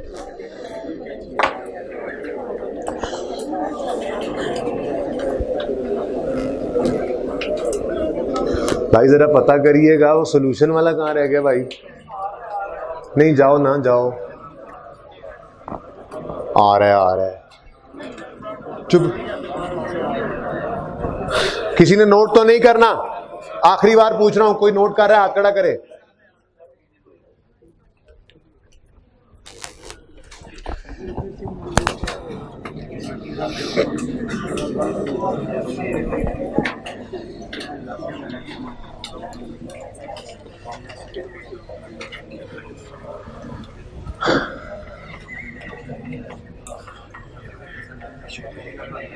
चलें जी, अब वो लेक्चर पढ़ते हैं जो वैसे आम तौर पे क्लासों में पहला लेक्चर होता है अगर आपने फिक्स एसेट एंड डेप्रिसिएशन का चैप्टर पढ़ना हो तो। लेकिन हम ज़रा और तरह के काम करने के आदी हैं। पहले सारा कुछ हम न्यूमेरिकली सीख लेते हैं, फिर उससे रिलेटेड थ्योरी पढ़ते हैं, तो वो सब चीज़ें वैसे ही हमें नज़र आ रही होती हैं, समझ आ रही होती हैं, तो बहुत ईजी लगता है हमें सब कुछ। ठीक है, देखिए जी, फिक्स एसेट बिजनेस में आया। अब ये जो बात मैं करने लगा हूँ ये आपकी सारी ज़िंदगी काम आने वाली बात है। अब स्टैंडर्ड की कुछ बातें करने लगा हूँ। स्टैंडर्ड इंटरनेशनली अकाउंटेंट्स की जो प्रैक्टिसेस है ना वो सेम है, तो उसके लिए इंटरनेशनल स्टैंडर्ड्स हैं हर एक आइटम से डील करने वाले। ठीक है, जैसे जितने भी प्रॉपर्टी प्लांट एंड इक्विपमेंट के आइटम्स होंगे, लैंड है, बिल्डिंग है, plant machinery, office equipment, furniture वगैरह, इनसे डील करने के लिए एक स्टैंडर्ड मौजूद है IAS 16। ठीक है, ऐसे ही हमने इन्वेंट्रीज शुरू करना है। शायद अब इसके बाद फ़ौरन मैं कर दूं शुरू, शायद मैं एक दो छोटे टॉपिक्स बीच में करके हफ्ते में 2 टॉपिक्स, ऐसे टॉपिक्स भी हैं यहाँ पे, उसके बाद थोड़ा सा आप रिलैक्स हो जाएं और फिर इन्वेंट्री शुरू करूँ, वो फिर 7-8 दिन का बन जाता है। तो इन्वेंट्रीज, स्टॉक, आपको पता है ये भी एक आइटम है फाइनेंशियल स्टेटमेंट नज़र आने वाला, इससे डील करता है पूरा एक स्टैंडर्ड है IAS 2। ठीक है, और इसी तरह से हर आइटम के ऊपर एक स्टैंडर्ड मौजूद है। फिलहाल चूंकि आपके लेवल पे यही 2 थोड़े बहुत टच हो रहे हैं तो मैंने इनका नाम लिया है आपके साथ। ठीक है, अच्छा, अब हर स्टैंडर्ड जो है ना उसका अपना कोई रिकॉर्डिंग क्राइटेरिया है। ठीक है, बस आप ये वहीं पे रखें, मुझे सिर्फ एक मुझे दिखा दें ताकि मुझे पता लग जाए ये सही है। बच्चे जाते हुए आप ये सोल्यूशन पकड़ेंगे और पास होने वाले बच्चे इस सोल्यूशन को इंशाल्लाह नहीं देखेंगे जब तक सवाल पूरा कर नहीं लेंगे। ठीक है, हैं? हाँ, क्वेश्चन नंबर ये सही करवा देता हूँ जी। ये मैंने बुक से कॉपी करवाया है, FAR 1 की पुरानी बुक से, क्योंकि नई में शायद ये नई में है, ये भी नई में भी नहीं है, तो इसलिए वो बुक का ही आंसर नंबर लिखा गया है 23। ठीक है, तो जब आप इस सोल्यूशन को उठाएंगे आप उसके ऊपर अपने सवाल का रेफरेंस दे दीजिएगा, अस्फार एंड कंपनी। आपके पास आई थिंक क्वेश्चन नंबर 5 है ये। ठीक है ना, तो आप अपना रेफरेंस, ये सब ने सुन लिया, सही कर लीजिएगा प्लीज़। ठीक है, ये सब कुछ हुआ है, लेकिन आपने डेप्शन एक्सपेंस नहीं निकालना, यहाँ पे कैलकुलेट किया हुआ है, आपने शॉर्टकट पे काम करना है, वक्त बचाना है। चलें ठीक है, सवाल ये कर लेंगे इंशाल्लाह। सोल्यूशन आखिरी रो में मौजूद है, जाते हुए आप उठाते जाइएगा। ओके, अब सबकी तवज्जो चाहिए मुझे, बहुत अहम बात कर रहा हूँ मैं, और आप मार्क्स देखोगे जितने टेस्ट होते हैं, ये जितनी बात मैं अभी ख़त्म करूँगा, अभी वो क्वेश्चंस मैं आपके सामने रखूँगा। हर स्टैंडर्ड जो है उसका क्राइटेरिया है कि मेरे मुताबिक अगर कोई चीज़ आप मेरे पास लाना चाहते हो, क्या मतलब, अगर आप किसी चीज़ को प्रॉपर्टी प्लांट इक्विपमेंट कहना चाहते हो तो IAS 16 से पूछना पड़ेगा कि इजाज़त है। वो कहेगा मेरे कुछ शराइत हैं, वो पूरी करेगा तो ये मुझ में से है, नहीं तो हम में से नहीं। जैसे जो होमवर्क करेगा, टेस्ट करेगा, वो तो हम में से है, जो नहीं करेगा वो हम में से नहीं। ठीक है, तो IAS 16 की भी कुछ शराइत है। जैसे इस क्लास में आज तो मैंने माफ़ कर दिया आपको हजरत जी, ठीक है, हमारी क्लास में वो हफ्ता 10 दिन चेक नहीं किया था, हालत देखी थी आपने, इसलिए हमारी क्लास की तो शराइत ही यही है कि होमवर्क करेंगे तो आप फिर जिस दिन चेक होंगे तो हम में से नहीं। ठीक है, तो IAS 16 ने कहा किसी चीज़ को अगर आप प्रॉपर्टी प्लांट इक्विपमेंट कहना चाहते हो का मतलब क्या है, ये जो आप एसिड डेबिट भज के एसिड डेबिट, ये सब कुछ तो पीछे जो कुछ ये साइंस चल रही होती है। ठीक है, एसिड डेबिट ऐसे ही नहीं हो जाएगा, इसके पीछे IAS 16 2 सवाल पूछेगा आपसे, 2 शर्तें हैं।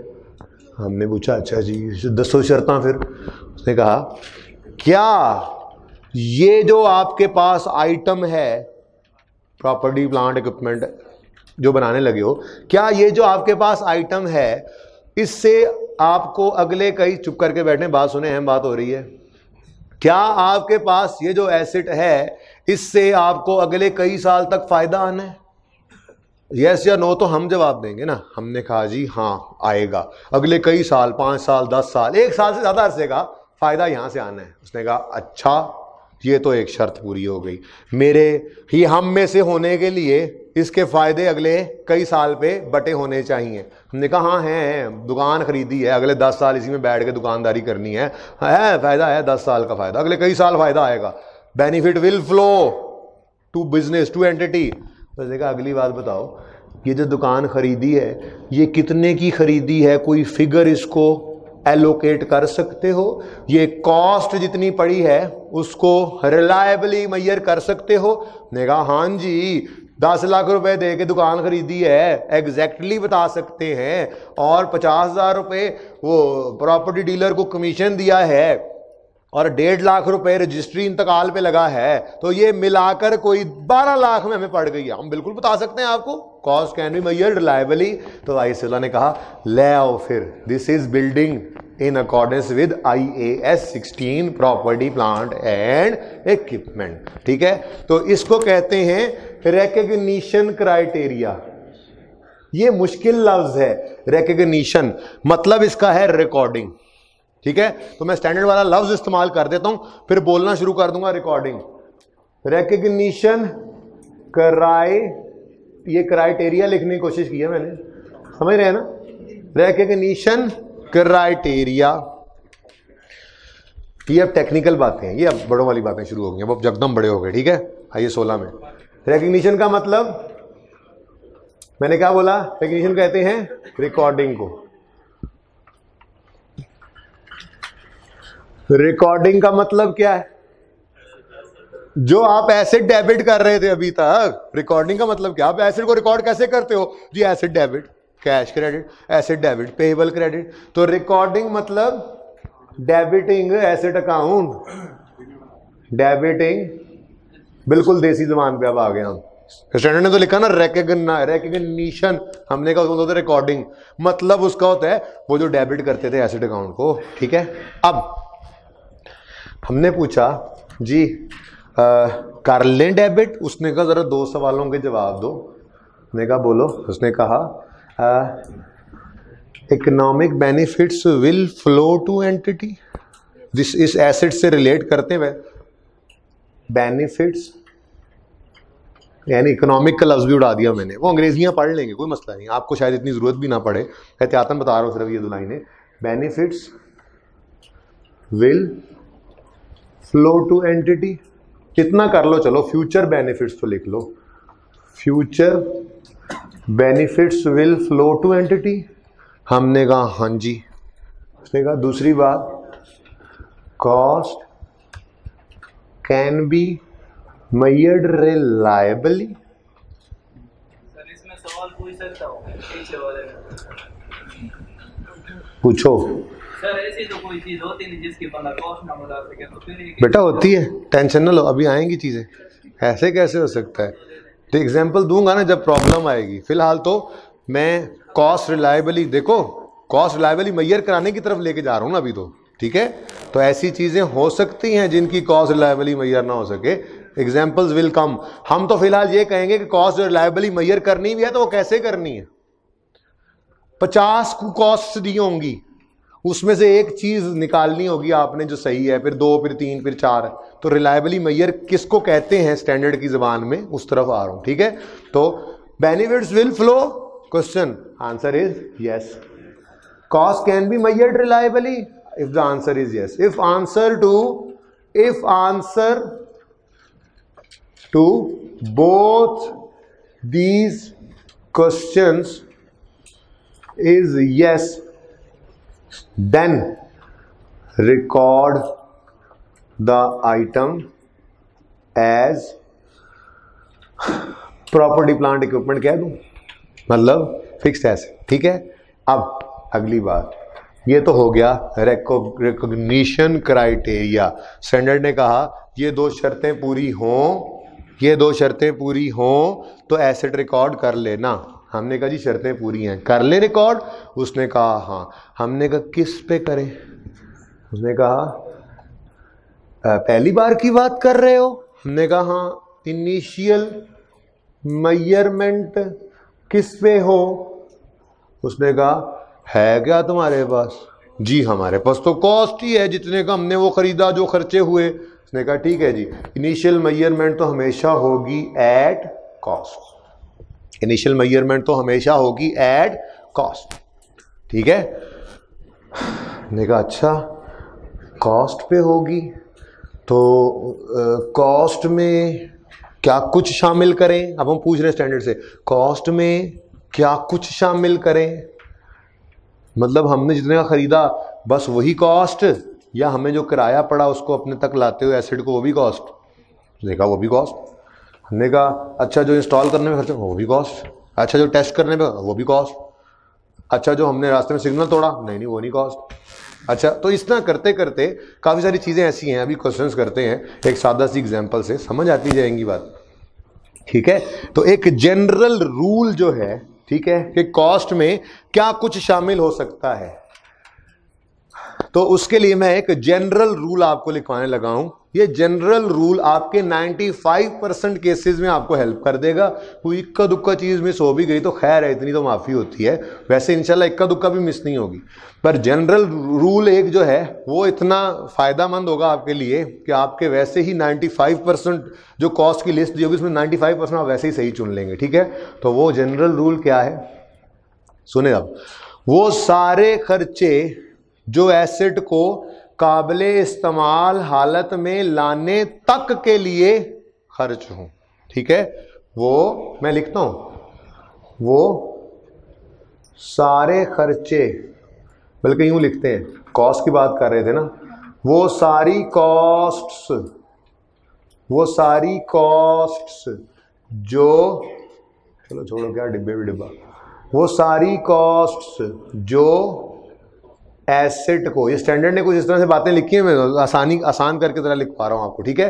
वो सारी कॉस्ट जो एसेट को, इधर देखें, काबिले इस्तेमाल हालत में लाने के लिए, काबिले इस्तेमाल हालत में लाने के लिए, बल्कि यूं लिखें, वो सारी कॉस्ट जो एसेट को काबिले इस्तेमाल हालत में लाने तक इनकर हो, ठीक है जी, खर्च हो तो लिख लेते बेहतर था, लाने तक खर्च हो, उन्हें एसेट की कॉस्ट में शामिल करना। भाई उन्हें एसेट की कॉस्ट का पार्ट हिस्सा बना लेना, ठीक है जी, सही है। ये जनरल रूल लिखें, फिर इस जनरल रूल का थोड़ा सा पोस्टमार्टम कर लेते हैं।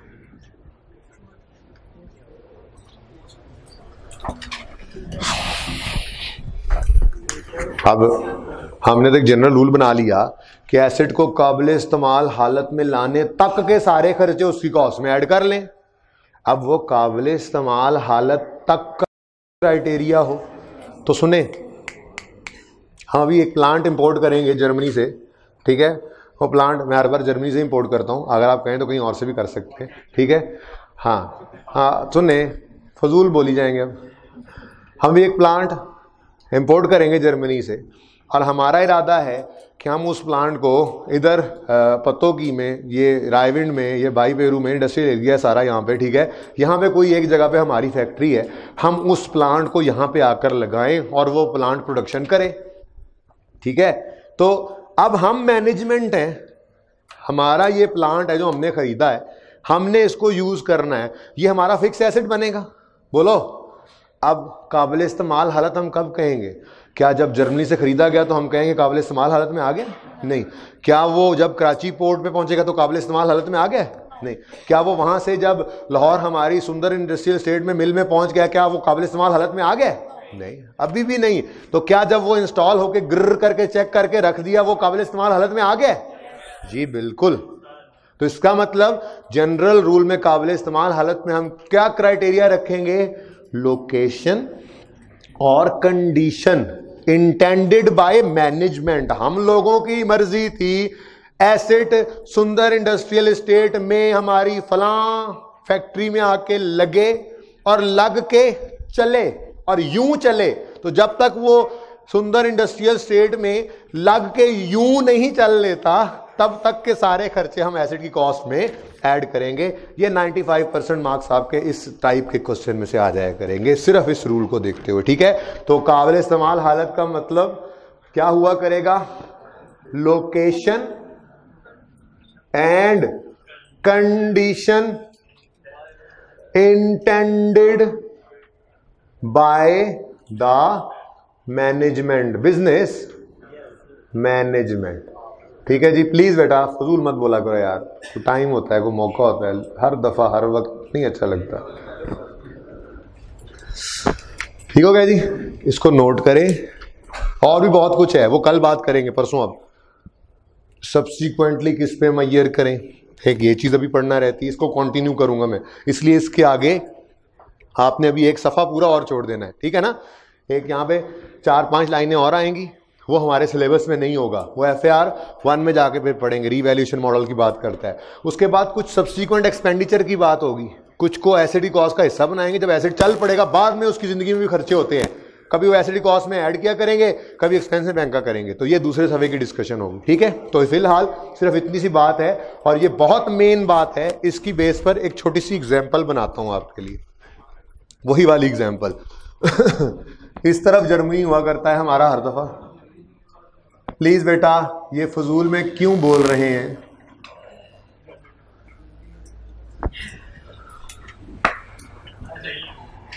जो भी है प्लीज वो बिहेव करें प्लीज। ये हमने एक प्लांट खरीदा जर्मनी से, ठीक है जी, ये प्लांट है, P4 प्लांट, ठीक है। हमने जर्मन सप्लायर से पूछा कि ये प्लांट कितने का है, उसने कहा जी इसकी परचेज प्राइस, लिस्ट प्राइस वगैरह, फेयर वैल्यू लेट से वो है 10,000 रुपये, ठीक है। बेटा सिफरे मर्जी से घर जाके लगा लेना, 6 लगा लो 10 लगा लो, मुझे कोई एतराज़ नहीं, ठीक है, सही है ना। जिसको बहुत कम लगा, किसको बहुत कम लगा बता तो दो, मान तो लो। डरपोक कौन है? डरपोक, इसको बहुत कम लगा, इसको तुम दे, बता दो, कुछ नहीं कर, चलो कोई बात नहीं, सपोज नहीं तुम ही दे, मानो ये, वरना सबको नहीं पढ़ाऊंगा, गुनाह मिलेगा सबका। किसने कहा है बताओ? यही कोई था, एक दो, ये करता नहीं है वैसे, 3 4, ठीक है। इन 4 में से एक होना है ना, इसको निकाल दो, एक इसको भी निकाल दो, 1 2 इसको भी निकाल दो। ऑडिट हो रहा है, तुमने सारा डाटा, और खुलो जा यार, कुछ नहीं होता, सारा डाटा जो कल मैं होमवर्क चेक करूंगा इस एग्जाम्पल का, कल नहीं परसों आओगे ना, इसके आगे 3-3 सिफरें 6-6 सिफरें लगा के लानी है, मैं चेक करूंगा, ओके जी। बाकी तवज्जो करें, बाकी सबको तो 10,000 काफी है ना, ओके। हमने उससे पूछा मिस्टर सप्लायर बेटा प्लीज देखिए, मैं एग्जाम्पल से समझा रहा हूँ ताकि आपको ये बात ज़िंदगी में कभी मसला ना करे, और मुफ्त के नंबर ले लें। अगर आपका दिल नहीं है तो जिस तरह से सोल्यूशन आपके लिए आया पड़ा है, आपको मंडे को एक लिस्ट मिल जाएगी और मैं कह दूंगा कल याद करके आना, मैं सुन लूँगा, तो ऐसे भी अकाउंटिंग हो जाया करती है, कोई ऐसा मसला नहीं है। अगर आप ये चाहते हैं कि आपको लिस्ट दे दी जाए और याद करें तो फिर आप बेशक बोलें, नहीं तो जैसे मैं मजाक में एग्जांपल दे रहा हूँ, इसको मेरी तरफ से ही चलने दें मजाक को, आप खामोशी से सिर्फ उसको एंजॉय करें और सीख लें ये चीज़, ओके। तो आप लोगों की तरफ से एडिशन नहीं चाहिए, कोई इनपुट नहीं चाहिए, ओके, क्लियर है ये बात। चले, हमने उससे कहा भाई कितनी परचेज प्राइस है, उसने कहा उसके ऊपर मैंने टैग लगाया हुआ है 10,000 का। मैंने कहा यार इतनी दूर पाकिस्तान से हम आए हैं, ठीक है, पाकिस्तान में भी लाहौर से आए हैं, लाहौर में भी हम सुंदर इंडस्ट्रियल एस्टेट से उठ के आए हैं तुम्हारे पास प्लांट लेने, तो कुछ डिस्काउंट उसने कहा हाँ ले लो डिस्काउंट, तुम्हें 5% डिस्काउंट दे दें। नाउ दिस इज केड़ा वाला discount? This is trade discount. Now कितना है? 10,000 का 5%, कितना बना? 50, 500। कैलकुलेटर ओपन कर लेना, कोई कैलकुलेशन करनी पड़ जाती। टार्जन तो आप लोग हैं इतने, मुझे पता है जी बेटा। हाजी साहब खैर है। हाँ कितना? 9500। नाउ दरअसल परचेज प्राइस तो ये थी, लेकिन उसने हमें डिस्काउंट दे दिया, तो हमारी परचेज प्राइस अब कितनी है? तो याद होगा मैंने आपको कहा था कि ट्रेड डिस्काउंट की एंट्री नहीं हुआ करती। हमारी कहानी 9500 से शुरू होगी। पैसे दे आए हैं तो एंट्री करेंगे 9500 से प्लांट डेबिट कैश क्रेडिट, नहीं दे आए तो एंट्री कर लेंगे 9500 से प्लांट डेबिट पेबल क्रेडिट। तो प्लांट हमारा डेबिट कितने से होना है? हाँ, लेकिन यहाँ पे एक लिस्ट बना लेते हैं, ठीक है। वर्किंग ऐसे हेडिंग बनाओ, कॉस्ट ऑफ प्लांट आज हम कैलकुलेट कर रहे हैं, ठीक है। और मैं मुख्तलिफ चीज़ें बोलता जाऊँगा, हम उसमें डिसाइड करते जाएंगे कि इनमें कौन सी चीज़ जो है वो प्लांट की कॉस्ट में आएगी, कौन सी चीज़ नहीं आएगी, ठीक है। अच्छा, सबसे पहले फिर क्या चीज़ आ गई? परचेज प्राइस, लेकिन वो मैंने यहाँ पर ही क्या ले ली है? नेट ऑफ ट्रेड डिस्काउंट, ठीक है ना। जान ही छुड़ा दो। कितनी? ये 9500 क्या एसेट को काबिल इस्तेमाल हालत में लाने तक के लिए ज़रूरी खर्चा है जी है। ये नहीं देंगे तो ये प्लांट मिलना ही नहीं है, ये तो सबसे पहला खर्चा है। क्या हो गया आप लोगों को? ये पे करेंगे तो वहाँ से प्लांट मिलेगा, फिर अगली कहानी शुरू होगी, ठीक है। मेन चीज़ आप छोड़ रहे थे। चलें बाहर आ। अब ये है प्लांट और ये है समंदर, ठीक है जी। और ये पाकिस्तान है, बल्कि थोड़ा सा आने दे दे, ठीक है, ज़रा दूर कर ले, ठीक है बेटा। जहाज़ भी अभी आ जाता है, तुम हो ना।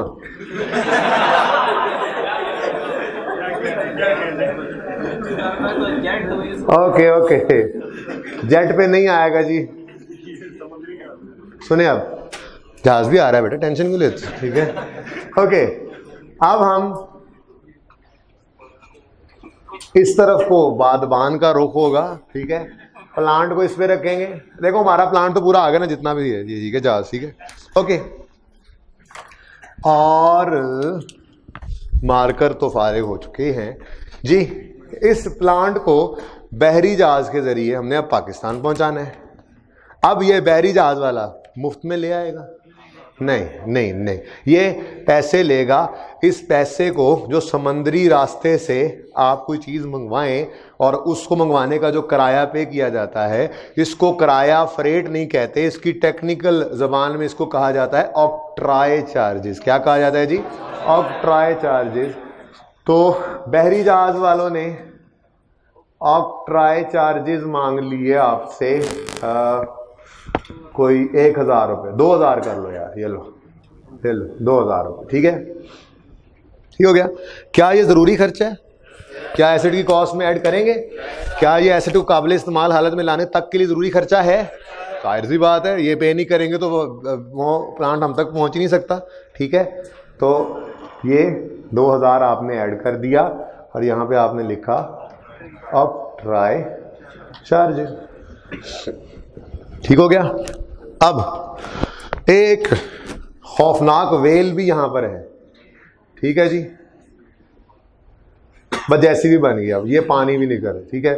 तो ये थोड़ी सी तरह इसका साइज बहुत बड़ा होता है, ठीक है। तो आप बस समुद्र छोटा सा ही है हमारा, ठीक है, लेकिन ये जितनी को ये भी है, ये हमारे जहाज को तो टक्कर लगे इससे तो काफ़ी नुकसान हो सकता है। तो रास्ते में कुछ हो ना जाए प्लांट को, तो हम लोग अपनी जिम्मेदारी को पूरा करने के लिए अपना एसेट हम तक पहुंच जाए खैर वाफियत से, क्योंकि उन्होंने क्या कहा है?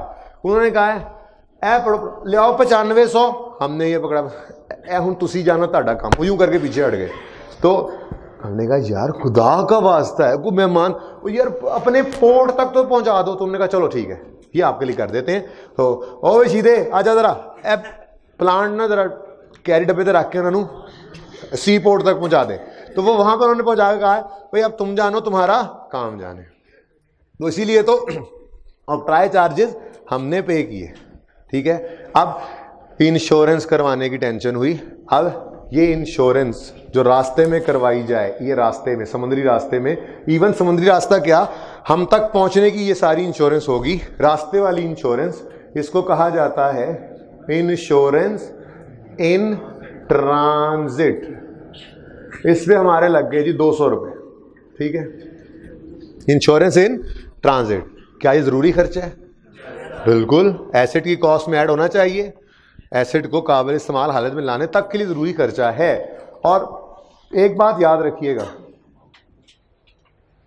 इंश्योरेंस इन ट्रांजिट को पहले ऐड कर दूं मैं यहां पर, फिर एक बात याद रखिएगा, कितना,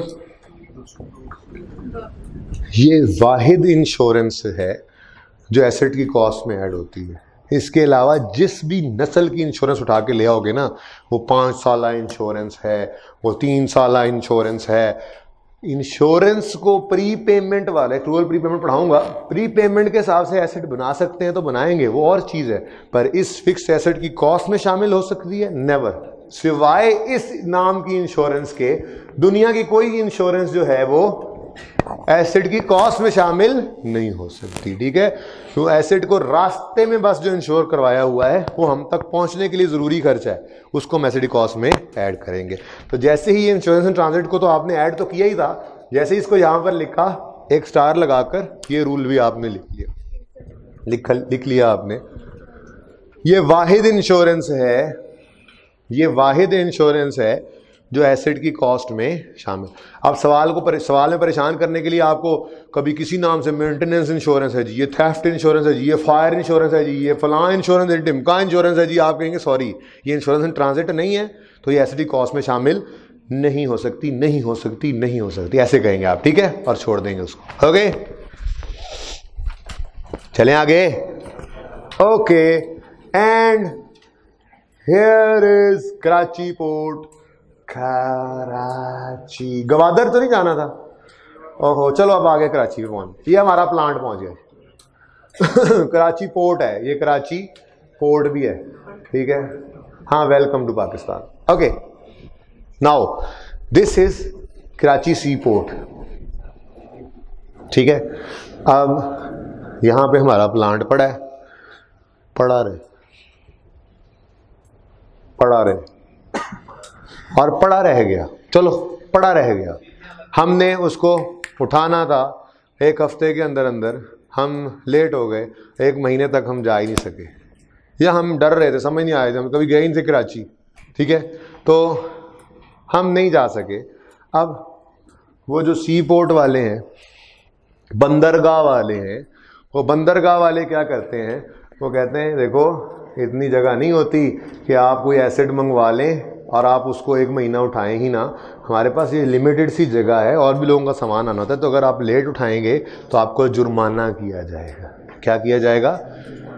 इस जुर्माने को अंग्रेजी में कहा जाता है डेमरेज चार्जेस। क्या कहते हैं जी? मरे जा रहे हो, कैसे नहीं कहते, डेमरेज चार्जेस। नाउ जरूरी खर्चा है, एसेट की कॉस्ट में ऐड करें।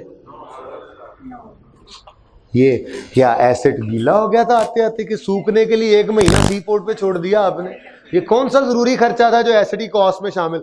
हमारी नेग्लिजेंस है, सुस्तियां हैं, अपनी सुस्ती की वजह से जो खर्चा पड़ा आपको उसको एसेट की कॉस्ट में शामिल नहीं कर सकते। सवाल में दिया करेगा परेशान करने के लिए डेमरेज चार्जेस, आप कहोगे जुर्माना, कभी नहीं, ना ना ना, जुर्माना तो पेनल्टी तो फाइन तो जुर्माना तो हमारी नेग्लिजेंस की वजह से है। हम एसेट की कॉस्ट में ऐड क्यों करें? एक्सपेंस करेंगे, उसकी एंट्री करेंगे penalty expense debit cash credit, उसकी एंट्री एसेट डेबिट, इन सब की entry asset debit cash credit हो रही है, एसेट की कॉस्ट में शामिल कर रहे हैं, ठीक है। तो वो जो एसेट डेबिट करते हैं ना, वो 9500 से नहीं करेंगे, सारी चीजें ऐड करके टोटल फिगर से एक ही बार कर लेंगे, या लहजा भी करना चाहें तो कर लें। बहरहाल ये एसेट डेबिट कैश क्रेडिट है, वो एक्सपेंस डेबिट कैश क्रेडिट है। फर्क समझ आ रही है? चलो ओके, अब पोर्ट में हम पहुंचे, अब इतना बड़ा पोर्ट है, हमें नहीं मिल रहा प्लांट, तो हमने एक क्लियरिंग एजेंट से रब्ता किया, हमें नहीं मिल रहा प्लांट, हमें नहीं पता वहां की लीगल फॉर्मेलिटीज का, तो एक स्पेशलाइज्ड किस्म के लोग होते हैं जिनको कहा जाता है क्लियरिंग एजेंट्स, ठीक है जी। तो क्लियरिंग एजेंट को कोई फीस पे की जनाब 150 रुपये। हमने कहा जी यार ये प्लांट हमें बाजियाब करा दो। उसने कहा कोई मसला नहीं है, मसले को नहीं, 1.5 लाख रुपया दे दो। जमा करवा दिए हमने। जाहिर सी बात है वो अपनी सर्विसेज के चार्जेस लेंगे। आप हंस रहे हैं, कल को ऑडिट कराने आएगा वो कहेगा पैसे, आप फिर ऐसे ही हंसोगे नहीं, आप सर्विसेज के पैसे देते हो, सर्विसेज ले रहे हैं, सर्विस दे रहे हैं तो पैसे लेंगे ना, ठीक है। तो 150 रुपये, ठीक है। क्या ये ज़रूरी खर्चा है जी, है। क्यों नहीं है, क्यों नहीं है बताओ, क्यों नहीं है जंग वाले, बताओ क्यों नहीं है। बेटा टाइम पे पहुंचने की सजा डेमरेज चार्जेस है, ठीक है। ये तो बहरहाल हमें पता ही नहीं है वहाँ लीगल फॉर्मेलिटीज़ क्या है, किसको मिलें, कहाँ जाएं, कहाँ से ढूंढने प्लांट को। कि आप टाइम पे पहुंच जाते तो आप यूं खड़े होते तो हवाई जहाज आता, वो बैरी जहाज आता, आप कहते ओ मेरा प्लांट आजा, ओ प्लांट, और टाइम पे पहुंच गए, जब भी डालते अपने प्लांट से, कहाँ रह गया था तू जर्मनी से, ठीक है, चुप करो इतने तुम प्लांट मेरे। ओके जी, वापस आए तो वो जुर्माना पड़ गया, उसको शामिल नहीं किया। ये क्या है, ये हमें नहीं पता, फॉर्मेलिटीज हैं, लीगल फॉर्मेलिटीज हैं। तो क्लियरिंग एजेंट को फीस देंगे, वो हमें ये तो ऐड करेंगे ही, साथ ही उसने एक बुरी खबर भी सुनाई। हमने कहा ये एसेट, हमने कहा ठीक है हो जाएगा, कल आ जाए। कल गए तो कहने लगा टैक्स वाले, कस्टम वाले कह रहे हैं आपने एसेट इंपोर्ट ही कर लिया, इंपोर्ट ही कर लिया, इस पर तो इंपोर्ट ड्यूटी लगेगी। मैंने कहा अच्छा, तो इसके बगैर, उन्होंने कहा इसके बगैर 1 इंच नहीं हिलने देंगे वो पाकिस्तान की तरफ इस एसिड को, जहाँ पड़ा है वहीं पड़ा है। उन्होंने कहा कितनी है ड्यूटी, उन्होंने कहा जी है कोई 70 रुपये, करेंगे पे। बल्कि आजकल तो इंपोर्ट के ऊपर बड़े टैक्सेस बढ़ गए हैं। उन्होंने कहा जी है कोई 1500 रुपये। हमने कहा करेंगे पे, करेंगे पे, मजबूरी है, लेना है एसिड, ठीक है, ज़रूरी खर्चा है, बोलो। ये दोनों खर्चे ऐड किए। क्लियरिंग एजेंट ने कहा, क्लियरिंग एजेंट ने कहा इधर दो जरा 150 मैनू दो, ते है अपना 1500 इमरान खान नू दो। इमरान खान को 1500 दे दिए, 150 क्लियरिंग एजेंट को दे दिए। अब ये जनाब पोर्ट का दरवाज़ा खुला, ये पोर्ट का दरवाज़ा खुला और ये हमारा प्लांट निकलने ही वाला था। कोई शब्बर जैदी साहब चलते हुए नजर आए, एफबीआर के मैनेजर केपीएमजी पार्टनर है ना, बहरहाल चले, एफबीआर के चेयरमैन साहब आए। उन्होंने कहा भाई किधर बड़ा प्लांट शलांट लाए हो हैं, पाकिस्तान में प्लांट ही ले आए हो। इंपोर्ट ड्यूटी दे दी है तो टैक्स भी लगेगा। आजकल तो हर सांस पे भी टैक्स लगाने लगे हम, तो तुम प्लांट ले आयो, हम तो सांस पे टैक्स लगा रहे हो, तुम प्लांट ले आयो, चलो कर दो टैक्स। हमने कहा अच्छा भाई कितना टैक्स, वो इनकम टैक्स है, सेल टैक्स है, छोड़ो इसको, बस टैक्स है, ठीक है, टैक्स है, आपके लेवल पे इतना काफ़ी है, टैक्स है। उन्होंने कहा ऐसा करो तुम 2000 रुपये का टैक्स अभी दे दो, ठीक है, हाँ अभी।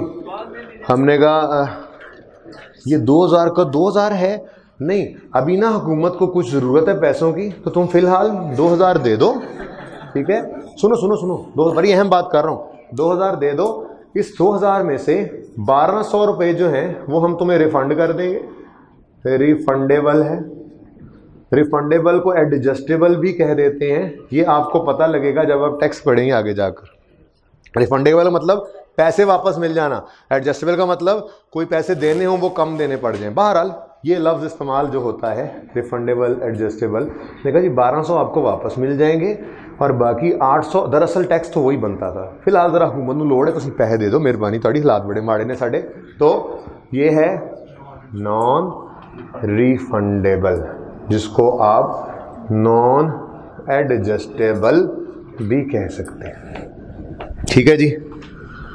अब मुझे खुद सोच के बताएं, इनमें से कौन सा टैक्स एसिटी कॉस्ट में शामिल होना चाहिए, कौन सा नहीं, या दोनों होने चाहिए।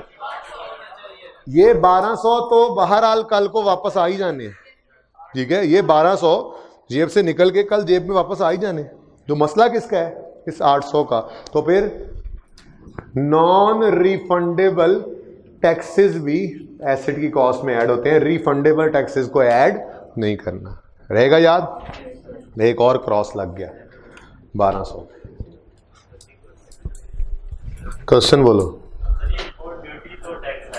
जी। इंपोर्ट ड्यूटी और टैक्स होती है, दूसरे टैक्सेस और हैं, वो इनकम टैक्स, इनलैंड रेवेन्यू के टैक्सेस हैं, वो कस्टम वाले लगाते हैं, ठीक है। और इंपोर्ट ड्यूटी को कोई रिफंडेबल वाला चक्कर ही कोई नहीं है, वो हम लिखा हुआ भी हो तो हमेशा उसको नॉन रिफंडेबल एज्यूम करोगे, ठीक है।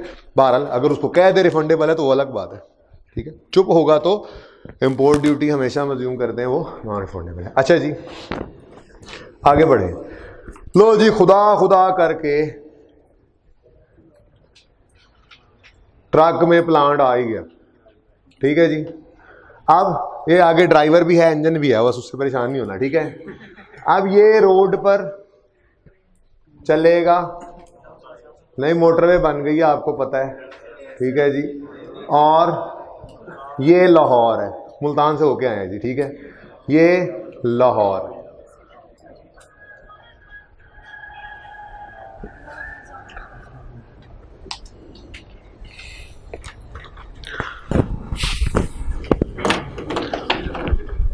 जी लाहौर है, ओके। अब ये लाहौर था, ये ट्रक यहाँ पे पहुँचा और इतनी देर से सफ़र करते करते आ रहा था कि यहाँ पर एक इशारा लगा हुआ था जो उस वक्त लाल था, ठीक है जी।